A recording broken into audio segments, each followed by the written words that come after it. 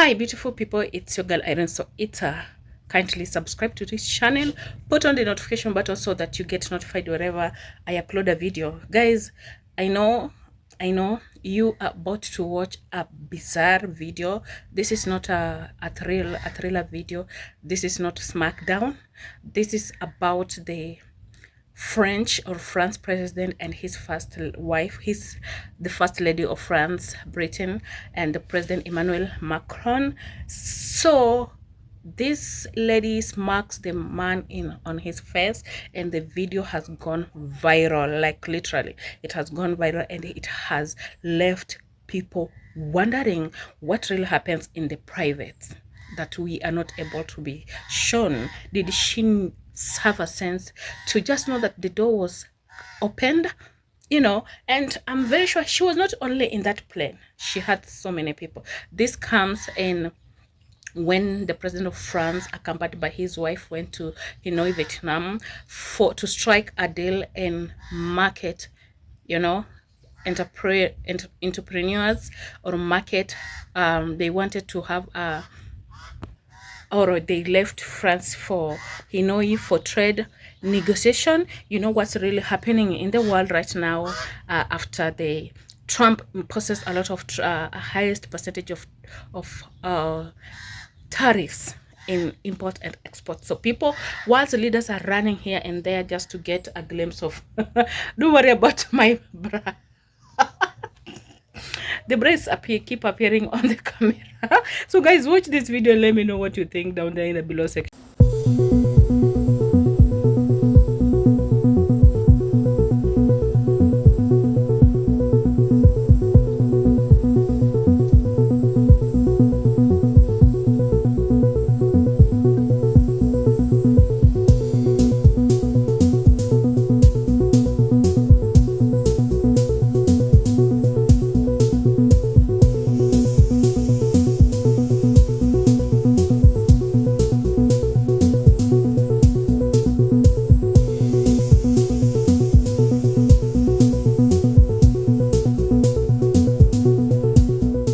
Watch this moment when the president of France and his wife Brigitte arrived in Hanoi for trade negotiation, when he got slapped before he got out of the plane. French President Emmanuel Macron is slapped by his wife Brigitte as the pair were reportedly bickering. Take a look.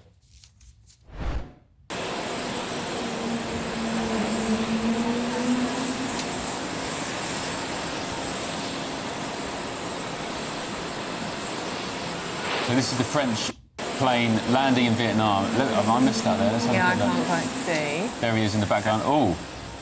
Oh. Well, there was I mean, you can see if you're listening on the radio. Basically, it's Macron preparing to descend the jet steps, and as he's standing at the doorway, you see a hand reach out and appear to slap him in the face. Is it Brigitte's hand? Must have been. Well, she was standing there, and then Brigitte walks out, and to be fair, they're both smiling and waving as politicians Matthew, do. that's deeply embarrassing for Macron, no? Yeah, I'd be furious if that was me. I'd think there's a time and a place, arguing, bickering, if they want to do that aboard the plane. I think it's interesting that she's done it as the door's opening. So people can see. What is she thinking? Well, yeah, I mean, that's the point. Man, she's not a stupid woman. She would have been very aware that that door was opening, the cameras would be pointed on them. What do you think's going on here? Well, I mean, I think it's fair to say that, look, again, Macron in France, I think Madame Brigitte is also finally had enough of Macron being president for so long. He's basically France's Trudeau. I mean, this is obviously very embarrassing for the French president. What on earth is she thinking? Actually, I'm just digesting this in real time now. This is one of the most bizarre clips I think I've ever seen. But you know in my life. Have you ever been in one of them situations? Because he's walking past her, it seems, from where that hand's come from. They've been bickering. And you know when someone gives a little snide remark as they go past, and she's obviously seen red and gone, oi, who do you think you're talking to?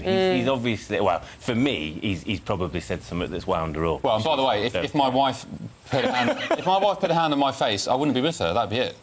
There's no place for, I don't care if it's a woman or a man hitting me in the face. That's it. I mean, Joking aside, I mean, slapping your other half, be they male or female or whatever, is not a good thing to do, by the way. Just putting that out there because... I think it's awful. Yeah, no, absolutely.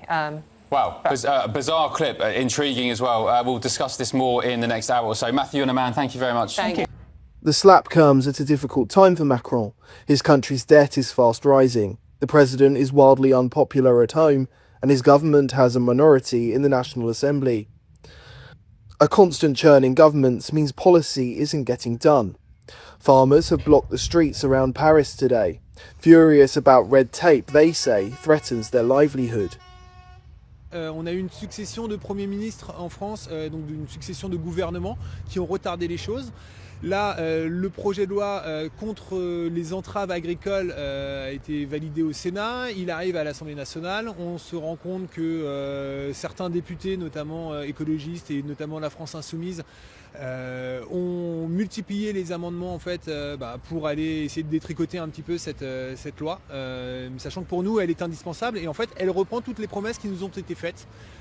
Donc on y compte, on y tient et on demande aux députés, à nos députés d'être sérieux et de la voter en l'état. Donc si jamais on arrive à lever ces contraintes-là, ça peut permettre aussi aux agriculteurs qui sont des petits chefs d'entreprise d'entreprendre sur leur exploitation et d'être à peu près en armes égales avec nos collègues européens. Pour l'instant, on ne vous parle pas de ce qui se passe à l'extérieur de l'Europe, c'est vraiment l'intérieur de l'Europe. Et donc il faut qu'on ait cette harmonisation européenne et que la France prenne conscience qu'il faut arrêter de surtransposer parce qu'en fait on est en train de détruire notre appareil de production comme on l'a fait sur la santé, comme on l'a fait sur l'industrie, on le fait pareil sur l'agriculture. Donc si les députés font le choix de ne pas lever les contraintes, ils accepteront qu'on apporte des produits qui ne respectent pas nos normes en France et ça sera ça leur choix.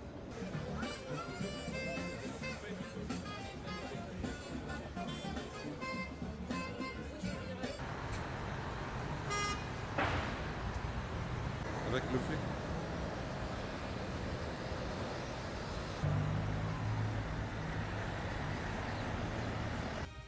Mr. Macron's trip to Vietnam, however, ended successfully, with Hanoi ordering 20 Airbus planes and signing defence and space pacts. This deal threatens to be dwarfed by the impact of the ongoing trade war between Donald Trump and the EU. The president is now threatening tariffs of 50% on all goods coming from the bloc into the United States. Why is he doing this? What has he got against Brussels? Well, keep in mind, this is Brussels. You have to separate out Brussels, as the UK would know, from necessarily the rest of the European countries, from the member countries. So where President Trump has had his greatest success are the bilateral trade agreements, US-UK, whether it be US, and we're probably going to see things in other countries in Asia and South Asia and the likes. But the EU is very much controlled by these bureaucrats, these technocrats in Brussels. They're very much putting up a resistance fight. They do not want to make any concessions to the Americans, particularly when it comes to agriculture imports, when it comes to auto imports, non-tariff trade barriers. They're digging in and fighting. I think the president is sending a very clear message that if they don't come to the table, if they don't play ball, there will be ramifications. It is all a negotiation, though, Jason, when he does these things. But we've seen, yes, it's a negotiation. And I would say, if you look at Treasury Secretary Scott Bessent, his comments saying that this was essentially a wake-up call for the EU. But the president, as we've seen, has not been afraid to push forward on a number of these. So my recommendation to the EU is get smart here. What Trump is doing now, and I think people can perhaps agree that what he wants to do is to help the American economy, but the decision that he's made and the action that he's taken is not just affecting America, it is having a major effect globally on the rest of the world. And I think the rest of the world should be able to ask legitimately, you are the president of the United States, do what you want for America, but don't muck up the finances of the rest of the world while you're doing it. Well, 100% agree with you. As America is 26% of the annual GDP of the world, it deserves to be treated with a bit more respect. So these tariffs, some of them are not actual tariffs. Some of the countries that Trump is claiming are reciprocal tariffs don't have tariffs on the United States, but they have restrictions, like in the UK and the EU. We can't take beef because it's hormones. We can't take chicken because it's chlorinated. We can't leave that to the consumer. Apparently, we have to restrict the US farmer. Canada, for instance, I think it's like a 270% tariff on dairy exports. So you're absolutely right. If the consumer with zero tariffs could just decide whether or not to buy American products, that would be fantastic. But America subsidizing the rest of the world, being 26%, being the largest export market for the entire world, if it gets treated with that mutual respect, it will drop these tariffs. There are going to be prioritizing of manufacturing in the United States, but this is a huge incentive for the world to stop disincentivizing their consumers from buying American exports. We aren't the ATM for the world any longer.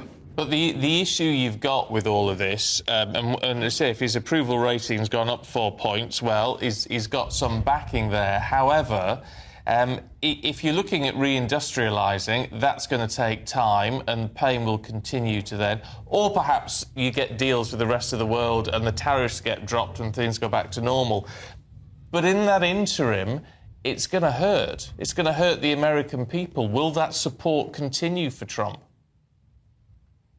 Well, I believe it will. There's a $1.2 trillion trade deficit that the United States has with the rest of the world. It basically spends $1.2 trillion more on other people's economies than it does on its own. It's got that headroom within its own economy. Even if we had to subsidize our own manufacturers in the interim, we could pick up that slack.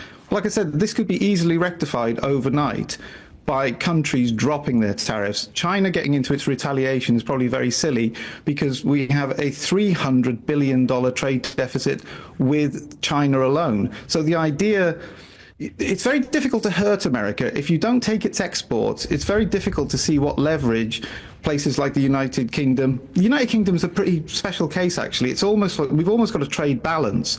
So I do think Keir Starmer's in a fantastic position, and maybe this is one of the reasons why Jaguar Land Rover has paused exports, because I think there might be a deal in the offing, because you actually have, the UK has been quite respectful and has got a balance of trade.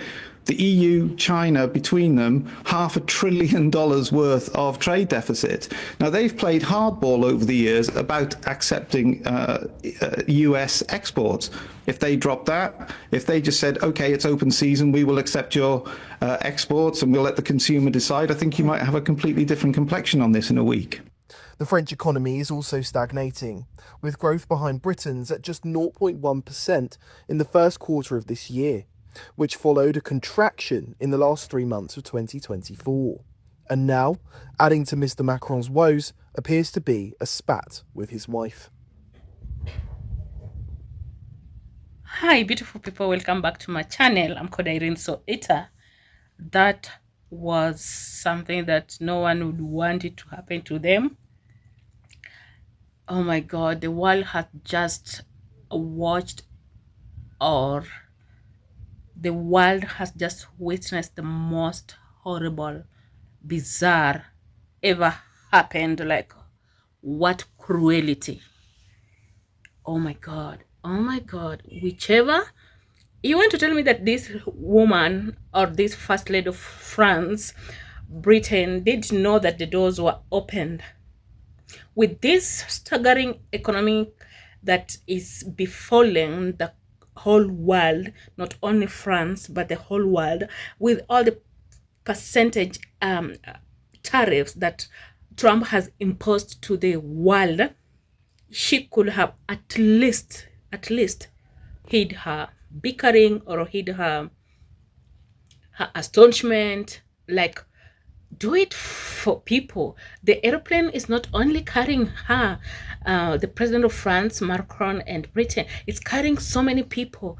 You know, the hostess are there, the bodyguards are there, they're watching. So if you're doing that in public, what does she do in private? Oh my God.